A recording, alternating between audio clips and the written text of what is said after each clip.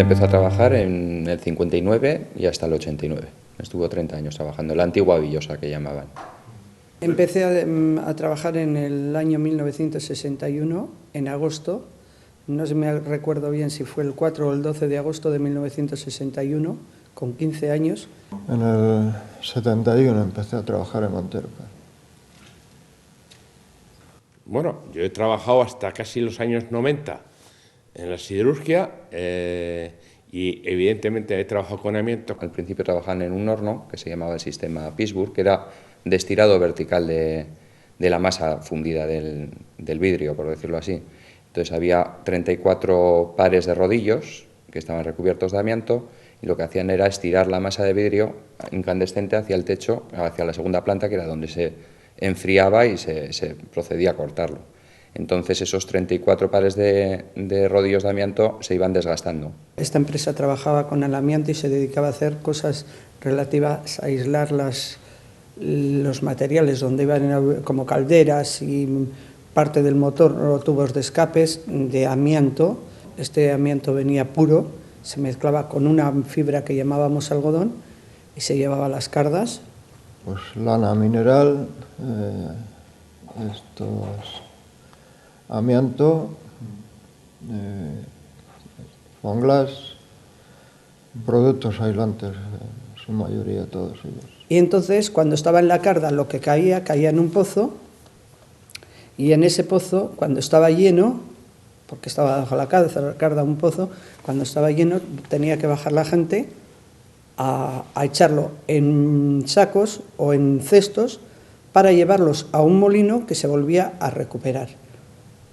De todas bajaban hombres generalmente, muchas veces con aquellas mascarillas que parecían de perro y otras sin ellas. Y la única mujer que ha bajado a esos pozos a vaciarlos fui yo, con 16 años. Entré de peón porque, bueno, yo no había la categoría mía, entonces entré de peón y básicamente pues era las tareas de un peón, descargar camiones y cuando venían los camiones con el amianto pues en sacos y descargarlos. Siempre estuvo de operario de segunda en el horno, quitando los últimos años que previo a la jubilación pues que le pusieron en algún puesto de limpieza en la empresa, incluso en el economato de la empresa estuvo trabajando. Y años después sí pedí una excedencia y volví al de un año. Y entonces me acuerdo que me dijeron que yo iba al mejor pabellón porque en el pabellón donde se forraba de goma el amianto y demás, la gente caía con anemia y aquel era el peor pabellón. Y yo iba al mejor porque no había anemias. Fui ascendiendo hasta oficial de primera. De años a años pues fui ascendiendo. Sí. El amianto es una fibra mineral que en este momento prohibida, que se ha utilizado como la fibra milagrosa o mágica, en la que por su resistencia al calor y a las llamas se ha utilizado primero como aislante, pero posteriormente la gran mayoría como componente mezclado con el cemento. Los rodillos de las cardas, que era donde se cardaba el amianto, con esa fibra que he dicho anteriormente, que la llamábamos algodón, iban por un rodillo en la carda, que era donde se hacía la mecha para luego pasar a hacerse hilo, que se hilaba en las hiladoras y luego pasaban a los telares para hacerse tela o a las cordoneras para hacerse cordón o a una mecha que se hacía en una máquina que se llamaba burlete. Esos rodillos se iban llenando de fibra de amianto y entonces cuando estaban muy llenos se pasaban entre dos personas a otra máquina. El rodillo daba vueltas y una persona lo iba limpiando con un cepillo de púas duras. Entonces aquello, pues Londres era el paraíso terrenal en cuanto a niebla pues, que levantaba. Estábamos descargando el camión, pues estábamos igual pues comiendo el bocadillo allí encima del camión o íbamos con el mismo buzo a comer, como no sabíamos lo que era, pues y los buzos también los llevábamos a lavar a casa. Y bueno, y los buzos salíamos, había días blancos como los panaderos igual. lo desconocían todos los trabajadores. A ellos nunca se les indicó, no había ninguna señalización en la zona en la que trabajaban ellos que pusiera de manifiesto que ahí existía amianto, porque si eso fuera así, ellos igual no hubieran comido, no hubieran bebido, no hubieran fumado en las instalaciones de trabajo, se hubieran protegido con mascarillas que les hubiera proporcionado la empresa, cosa que nunca se dio, ni mediciones específicas, por ejemplo.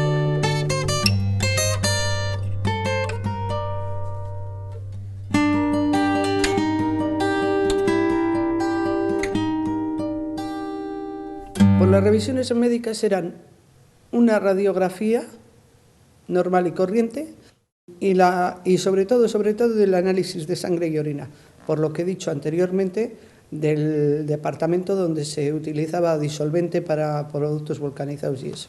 Se limitaba a una analítica igual de sangre, a una auscultación, pero no había lo que era una analítica médica específica con el tema del amianto. La empresa sí realizaba estos análisis médicos a la gente que estaba en el taller de rodillos, con lo cual demuestra que la empresa conocía que eso suponía un riesgo para la salud de los trabajadores. Las medidas de control de las empresas son rutinarias, vamos, es un análisis anual que te hacen, pero un análisis que no es como tiene que ser, no es completo. En primer lugar, hay que decir que la gran mayoría de las empresas que han utilizado amianto jamás han declarado que estaban utilizando amianto y, por lo tanto, no han hecho ningún reconocimiento médico específico.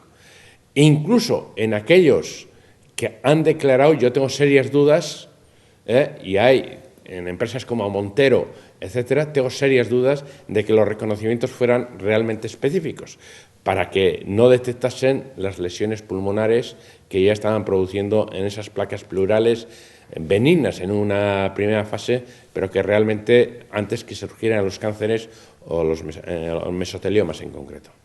Mi padre, hasta que a él no le surgió la enfermedad, él nunca sospechó que aquello pudiera acabar con su vida, nunca. Él sí veía que había muchos compañeros que misteriosamente en el barrio morían por cáncer, afecciones respiratorias y tal, pero como nunca se hicieron realmente exámenes médicos para determinar si eso está relacionado con el trabajo, pues muchos de ellos murieron sin saberlo. Nunca decían que tenía enfermedad del amianto ni nada, ¿no? Estaban de baja laboral por enfermedad y nada más, pero no había realmente que dijeran este señor está enfermo por el amianto, no había, nunca, vamos. Al principio nadie pensábamos que era tan malo, ni mucho menos, pensábamos que eran bronquitis. Al principio, yo con 15, 16 años, pues yo entré en el 61, pues hasta el 65, 66, sí pensábamos todos que eran bronquitis y demás. Habíamos oído algunas nociones de peligrosidad, pero sin ninguna importancia, pese a haber estado yo en los comités de seguridad e higiene desde los años 80 y realmente no tuvimos ninguna información hasta que empezamos a tomar conciencia más allí de cuando empezamos a investigar, a documentarnos y sobre todo me afectó en gran medida el conocer a compañeros afectados por esta enfermedad. A los 12 años o así, que es cuando ves a compañeros pues que no respiran bien, que se ahogan y se fatigan, y entonces es cuando vas pensando que ese producto, y vas enterándote también por otros medios de comunicación que ese producto pues que es cancerígeno. A partir del 66, 67 ya se empezó a decir que aquello no era bronquitis, que allí había otra cosa. Y ya se empezó a decir que era silicosis. La palabra asbestosis no conocíamos, porque yo me acuerdo que les quitaba a la gente que estaba muy mal, les quitaban de allí y los llevaban al comedor, a la cocina, como de encargados, y ya se sabía que la gente que estaba de encargado estaban enfermos. Ya sabíamos, en el año 67 ya sabíamos que existía eso. Y los llevaban allí para que era rotativo, 2 meses una pareja y 2 otras.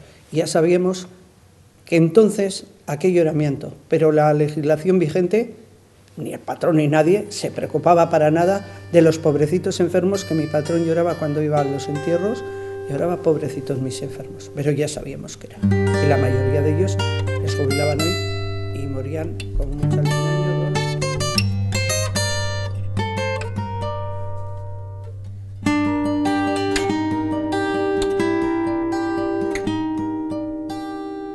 En principio ya se conoce, o hay informes, desde el año, pues desde finales de los 1800 a 1906, informes de la Inspección de Trabajo del Reino Unido o de Francia en la que alertan sobre el riesgo cancerígeno de esa sustancia. Nadie les hace caso y se continúa en esa vertiente hasta que ya a partir de 1918 ninguna empresa aseguradora en Estados Unidos quiere asegurar a los trabajadores del amianto, y ya es a partir de los 1930-40 cuando ya empieza a plantearse más el reconocimiento tras las pruebas incluso realizadas del amianto con las ratas de su poder carcinógeno.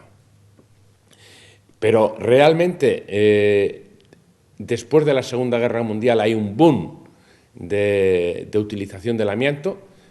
Y es aquí, a partir de los años 70, fundamentalmente, cuando empieza a abordarse una legislación, pero siempre abordando con valores límite que indican que, como luego ha demostrado posteriormente la propia legislación, que no hay valores de seguridad frente al amianto. Es decir, que la mínima cantidad inhalada puede producir el cáncer en las diferentes personas. Nos explicó donde se clavaban las micras de amianto, que el peligro no era de esa fibra de amianto que se te pega en el aliento, porque en la lengua y tal, sino el aire, las micras que vas aspirando y tragas, y que como se te clavaría una micra en los alveolos, o bronquiolos, no sé cómo se llaman, que eso se desarrollaba así. Nunca les avisaron de nada. Ellos inocentemente celebraban allí sus nocheviejas, con unos tablones, comían prácticamente delante de los hornos, y nadie les avisó de que eso, vamos, que estaban cometiendo una salvajada, ¿no? A raíz de venir este patrón, en cuanto a eso, fue más sociable, que no le estoy poniendo de adorno, simplemente porque lo que es verdad y lo que es mentira es mentira.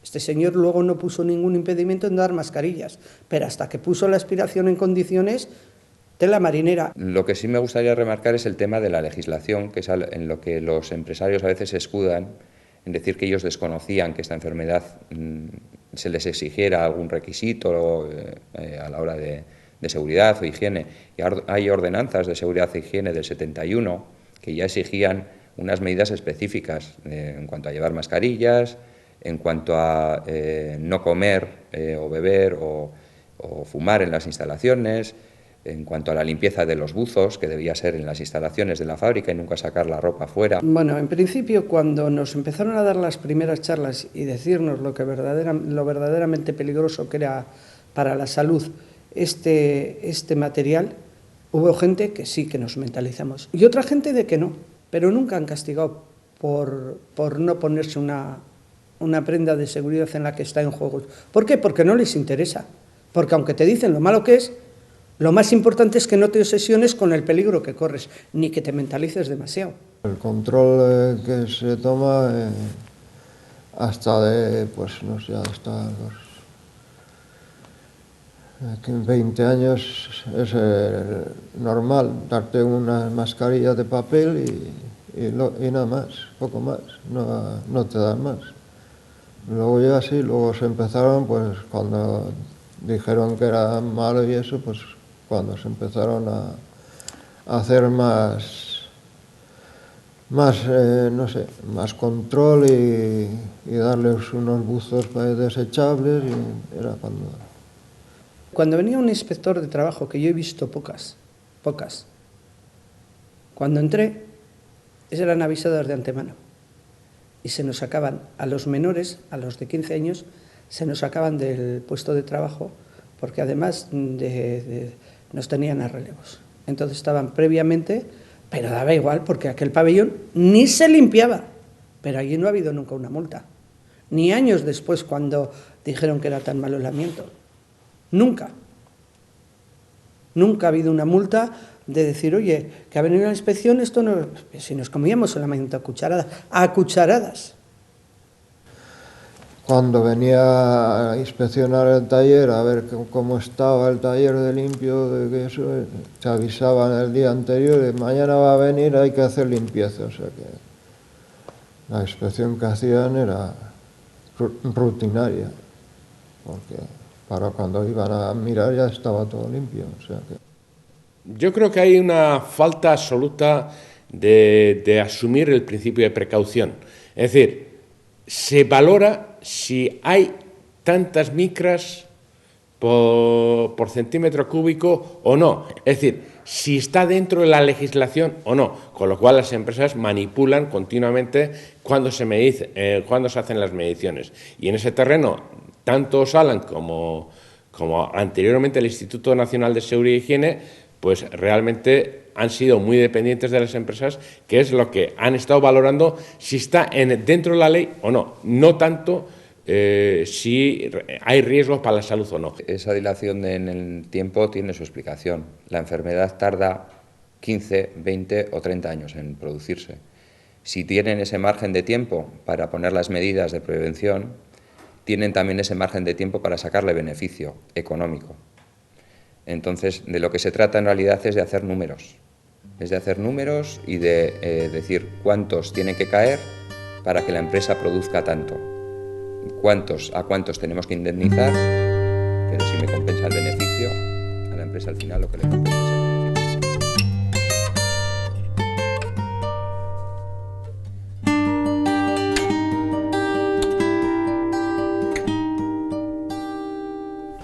Sí, bueno, yo ya andaba mal, pues bueno, me decían que era del tabaco. Iba al neumólogo y bueno, decía que era del tabaco.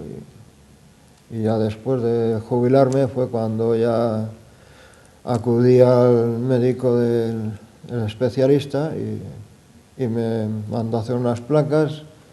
Me mandó urgente a Santa Marina porque vio algo raro y es cuando ya en Santa Marina, pues bueno, un médico que había allí me dijo que al ver las placas que yo había trabajado con el amianto y que bueno, que ya sabía que tenía cáncer.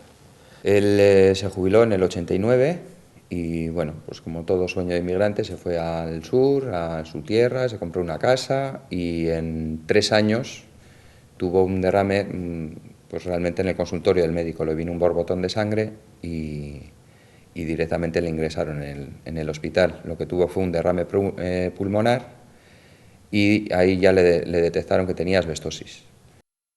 Cuando dejé de trabajar fui al médico de cabecera, no me puso ninguna objeción mi médico de cabecera en mandarme al especialista de respiratorios y le dije que por favor me haría un TAP, que yo estaba muy obsesionada, que yo no quiero tener asbestosis, señores, de verdad que no lo quiero tener, pero sí estoy obsesionada porque creo que lo tengo. Porque he tenido una pleuresía, tengo una inflamación crónica en ese mismo pulmón, he tenido neumonías. Y he trabajado 41 años en el amianto. Y me dijo, pues no te la voy a mandar a hacer. ¿Pero por qué? Ni por mi tranquilidad. Dice, no. Mira, para mandarte yo a hacer un TAP pulmonar, tienes que vivir en Retuerto. Vivo en Retuerto. Lavar la ropa de trabajo. Lavo la ropa de trabajo. Trabajar en Montero. 41 años en Montero. Digo, pues todo eso se da. Dice, sí, pero además que te den mal la radiografía. Y dice, como no te da mal, no te la voy a mandar a hacer. Digo, pero por favor, solo te lo pido por mi tranquilidad, que no te estoy pidiendo nada. Dice, no, ni por tranquilidad. Dice, además, no tengo ningún impedimento para hacértela, porque mando a hacer 2 o 3 todas las mañanas, pero a ti no lo veo necesario. En otra empresa guipuzcoana donde nosotros conseguimos que se reconozcan enfermedades profesionales y donde han surgido más casos, las trabajadoras han hecho una reclamación y han estado 11 meses con silencio como respuesta cuando pedían el reconocimiento médico específico. Una rueda de prensa ha obligado que en una semana automática reciban cartas certificadas de la Administración. Es triste y lamentable, pero esa es la realidad en la que nos está obligando. La Administración ha llegado a decir Total, ¿para qué le vamos a hacer vigilancia médica específica si van a morir inevitablemente? Él en ningún momento, como les pasa a mucha gente que está afectada de esta enfermedad, no quieren verse envueltos en juicios o en polémicas o en denuncias. Primero porque es una enfermedad, repito, respiratoria, entonces les afecta a los nervios, o sea, no están capacitados emocionalmente para llevar esta lucha adelante. Y mi padre lo que no se veía capaz él era de enfrentarse a un tribunal médico, no se veía preparado ni culturalmente como para hablar con esas eminencias que se supone que nos tienen que decretar las incapacidades y demás. Pero a él a nosotros lo que nos abrió la puerta fue precisamente un médico que nos animó a que lo denunciáramos y a que nos peleáramos porque le consiguieran la enfermedad como enfermedad profesional. Denunciaba los hechos, iba a todo donde podría ir para que se me reconociera la enfermedad, a todos los sitios donde yo podía asistir, por medio de comisiones o por medio de comunicaciones o por donde sería, vamos. La gente no sé si es que es reacia o hay mucha gente que se encierra en su enfermedad y no quiere salir a la luz o no sé qué es lo que pasa, pero bueno, no hay. Hasta hace poco que creo que se ha formado una asociación. Surge la historia de hacer una asociación, sobre todo por enfrentarse un poquito con un apoyo, por lo menos, entre gente que sabe por lo que estás luchando, que no tengas que justificarte ante nadie, porque saben que están como tú y que ellos no han hecho nada realmente no han hecho nada injusto, ellos no han cometido ningún delito para tener esa enfermedad. Desde el campo sindical tenemos que hacer mayor esfuerzo para agrupar a las víctimas, a los enfermos y visualizar socialmente ese grave problema, porque mientras individualmente tienen la batalla perdida y además realmente como es consecuencia de 20 o 30 años posterior de la exposición al amianto, pues en la mayoría de los casos dificultan ese mismo reconocimiento profesional. Por eso nosotros estamos reclamando de que se cree un fondo de compensación de la misma manera que está planteándose en Japón, en Francia, en Estados Unidos, de que las víctimas del amianto son también víctimas inocentes. Pero yo me hago cargo de que un país tiene que salir adelante de manera sangrante unas veces y a veces no tiene por qué ser tan sangrante. Pero que ahora los daños que ha acarreado el sacar adelante este país cuando se ha utilizado tanto el amianto, que a los patronos llenaban los bolsillos, los gobiernos les parecía muy bien, y que ahora no tengamos derecho a nada, señores, no tenemos derecho a nada, ni a un reconocimiento, ni a que los médicos...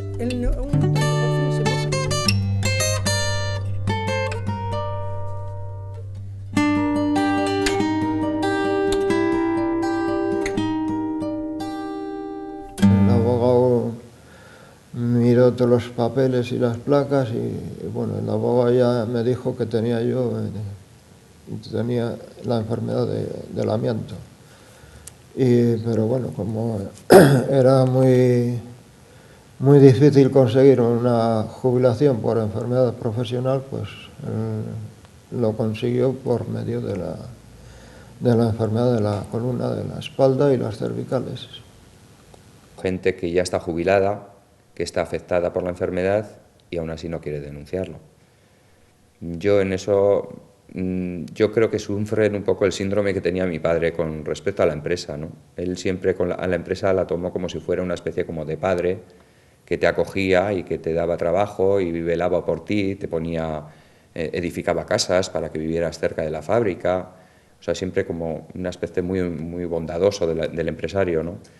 Y cuando él se dio cuenta de que a él nunca le dieron protecciones ni mascarillas y él tenía esa enfermedad por no haber estado debidamente protegido, él se sintió muy defraudado, pero defraudado a nivel interior, emocional. Él se sentía como que él había dado todo por el trabajo y realmente el empresario lo que había hecho era llenar sus bolsillos a costa de su salud o de su muerte.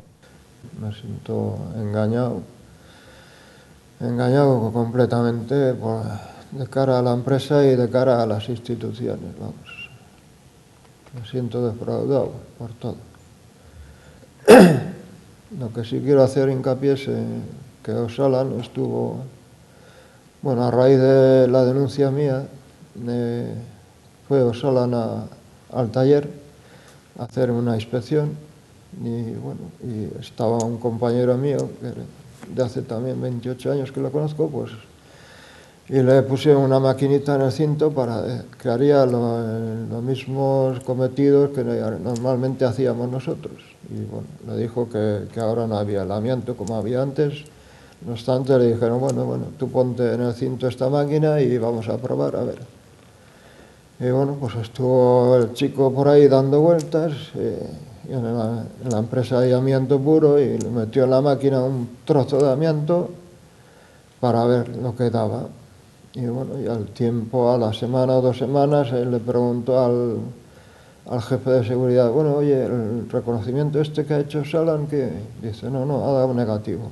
O sea, que vamos, es una cosa que se sale de lo normal. Santiago Bustos, mecánico de coches en Vitoria, que murió por un mesotelioma en el peritoneo, que a pesar de ir al juzgado nos boicotearon y nos obligaron, rechazando el reconocimiento de enfermedad profesional, para que demostrásemos de que las zapatas de freno tenían amianto. Claro, evidentemente, en la actualidad no tienen amianto, pero durante 30 años había estado expuesto a esa sustancia cancerígena. Yo creo, me atrevería a asegurar que incluso hoy en día tienen amianto en sus instalaciones. En el 2003 les dieron un alto los del sindicato de ELA porque iban a desmantelar un horno que contenía amianto y no estaban siguiendo el requerimiento legal que exige. La responsabilidad de la Administración es enorme. Yo tengo informes de Osalan en la que dice que en todas las fundiciones, las mazarotas, etcétera, contenían amianto, más allí de los materiales aislantes del horno, con lo cual en alguna de las fundiciones ya se han detectado muertes y enfermedades derivadas del amianto. Automáticamente debería llevar a que esa medida se generalizase a todas las fundiciones. Nada de eso ocurre. En la empresa ha habido personas que ya lo han denunciado, que están en juicios también, como son Jesús Gaviña Aguirre y José Luis Montalbán Otegui, que fueron trabajadores también como mi padre en el horno y están afectados y están todavía.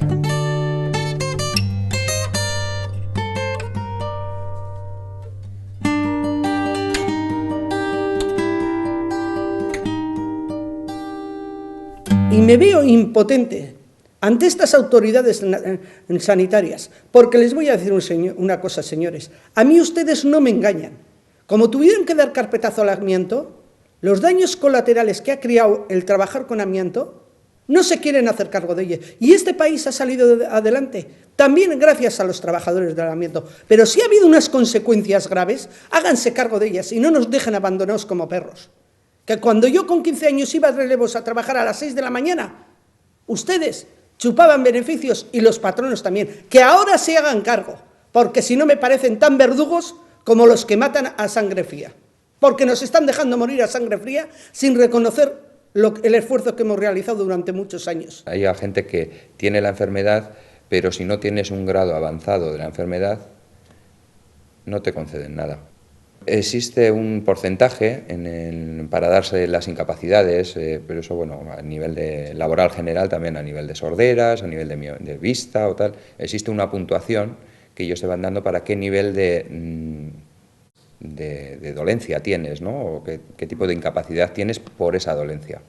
Entonces eso va avanzando con el tiempo. En el 2001 a mi padre le decretaron, no sé si era un 50% de incapacidad, cuando él ya tenía un pulmón seco. No sabría decirte hasta qué punto eso es un 50%, pero bueno.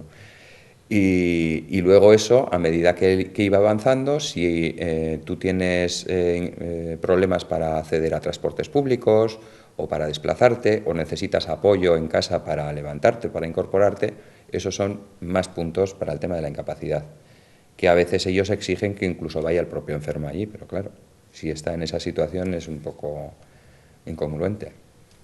Y luego va avanzando hasta que, bueno, el tema de la gran invalidez, por ejemplo, en el caso de mi padre, en abril, él falleció en julio del 2003. En abril Él ya estaba bastante mal y entonces tramitamos los papeles para la gran invalidez, porque eso nos suponía, por ejemplo, tener un apoyo de una enfermera o alguien un poquito especializado que nos ayudara un poco a llevarlo. Pero él, de abril a julio, que falleció, no tuvimos noticias de nada por parte de la Seguridad Social para conceder la gran invalidez, y una semana después de fallecer nos llegó una carta que, como él había fallecido, la tramitación de la gran invalidez quedaba suspendida.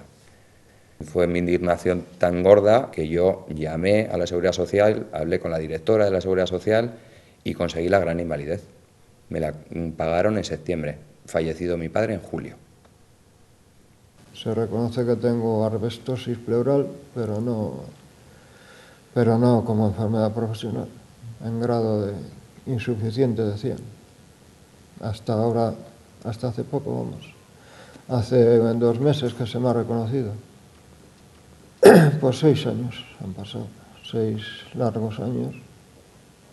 Se me han hecho muy largos. La mujer ha tenido que aguantarme bastante. Mi mal humor y mi carácter, y bueno. Al afectar al tema respiratorio es difícil de sobrellevar, ¿no?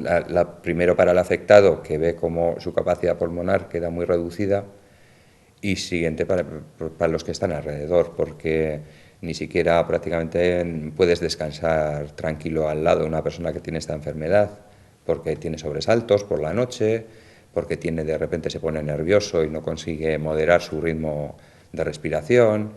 Entonces hubo que tener mucha psicología y mucha paciencia para enseñarle pequeños trucos, para que él no se alterara más de lo debido, porque si le veías que se alteraba, se ponía nervioso, eso alteraba su ritmo respiratorio y era lo que no queríamos. Entonces, bueno, pues un poquito de paciencia. Hemos estado de vacaciones y, bueno, pues la maleta mía es una maleta que parece una farmacia, porque tengo que llevar un montón de pastillas, morfina, ando tomando para los dolores, y 14 pastillas diarias. Entonces, pues un montón de pastillas tengo que llevar a todos los sitios. El informe del hospital y todo esto. Un montón de papeles. Siempre con mi padre tuve mucha polémica por el tema de los pelos, de ponerme colores o hacerme cosas raras. Y cuando él estaba bastante mal, una de las veces cuando ya había que sacarla en silla de ruedas a la calle, yo tenía el pelo teñido de azul. Y mi padre al principio, según me vio, se asustó, como diciendo, pero bueno, como diciendo, qué disgustos me das incluso estando así enfermo. Pero en realidad era una manera también de actuar con un poquito de psicología, ¿no? Porque si él tenía un poquito de complejo a la hora de salir a la calle con la mochila, que teníamos que salir colgada de la silla de ruedas, para que la gente no le mirara a él, pues si yo iba detrás con el pelo azul, probablemente me mirarían.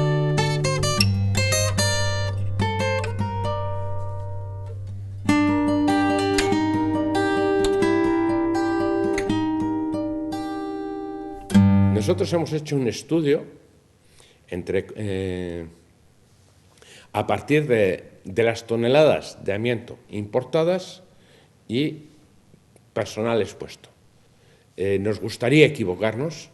Hemos hablado de 8 a 10.000 personas en los próximos años morirán de cánceres derivados del amianto en Euskadi, o de 40 a 50.000 en el conjunto del Estado. Ahí está el estudio de la propia Comisión Europea, que habla de más de 250.000 mesoteliomas y otros tantos cánceres de pulmón. Estamos ante una epidemia muy grave y creemos que lo peor que puede ocurrir es que esto quede oculto. Porque yo creo que es cuestión monetaria, hay mucha gente detrás, entonces las instituciones no se quieren mojar en este asunto, vamos. Es que no sé cómo explicar, vamos, que es muy barato que se muera una persona y taparlo. Me atrevería a decir que ha sido un pacto de silencio, pero no un pacto de silencio solamente por parte de la Administración. Aquí que nos metamos todos y que se salve quien pueda. Para mí, los comités de las empresas realmente nunca han representado al trabajador. siempre, como se suele decir, la mutua de los trabajadores. La mutua nunca ha sido de los trabajadores, es del empresario. Y los comités, ocurre lo mismo, los comités son, al fin y al cabo, de la empresa, porque es ella la que te aprieta los tornillos si estás reclamando más de la cuenta. Entonces, los representantes sindicales tienen una labor muy difícil, porque realmente tienen que defender los derechos de los trabajadores, pero tienes que estar supeditados a lo que diga el empresario. Bastante número de afectados y de muertos en la empresa nuestra, pues de 34, 35, bueno. Y actualmente se ha reconocido a algunos de la zona de Cádiz, porque la empresa nuestra tiene distintas delegaciones en Cádiz, Ferrol y Sevilla. Y bueno, hay 30 y tantos muertos ya. El más joven que conozco es Pedro Almeida, 38 o 39 años. Todos los Almeida, menos uno de los hermanos. Luego vive una sobrina que también trabajó conmigo, pero Antonio, de esos 4 o 5 hermanos, y todos han muerto. Primos de ellos también murieron. Florencio Quintana, Audencio Casas, Abelino Sobrino, José María Valle, de un encargado que se llamaba Bilbao. O sea, te diría cientos y cientos de ellos, pero no uno ni dos. No sé, Jesús Expósito, ese está vivo, María Dolores Bayona, que ha muerto no hace mucho, Josefa, una señora mayor que murió, Manoli, otra que murió. Te diría cientos, miles no, pero cientos de personas de esta empresa, sí. El último ha sido Santiago Lucio, un compañero de 50 y tantos años que ha muerto. Ha muerto de eso. Que se le quede en la cabeza grabado a todo el mundo que mi compañero Santiago Lucio, con 50 y tantos años, ha ido al hoyo. Le han matado, porque hasta última hora le denegaban la jubilación. Y mi compañero se ha muerto. Agradecer a la mujer que me ha aguantado y pedirle perdón por todo. Y agradecer al abogado, agradecer a la doctora del dolor que me ha hecho un informe y he conseguido, gracias a eso, pues la enfermedad profesional. Que, pues, a ver si esto sirve para que muchos trabajadores puedan conseguir la enfermedad profesional antes de que se mueran.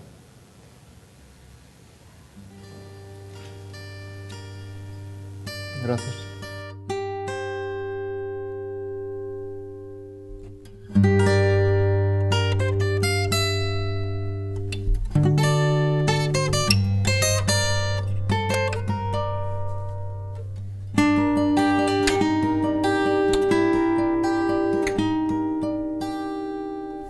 Ahora están exportando a lugares sin ningún conocimiento ni información del riesgo y sin ninguna medida de protección, como en países como la India y en todo el sudeste asiático, se está exportando. Eso es un escándalo de una política criminal, no tiene otro nombre, que desde luego sin justificación, tras más de 100 años de experiencia de los riesgos del amianto.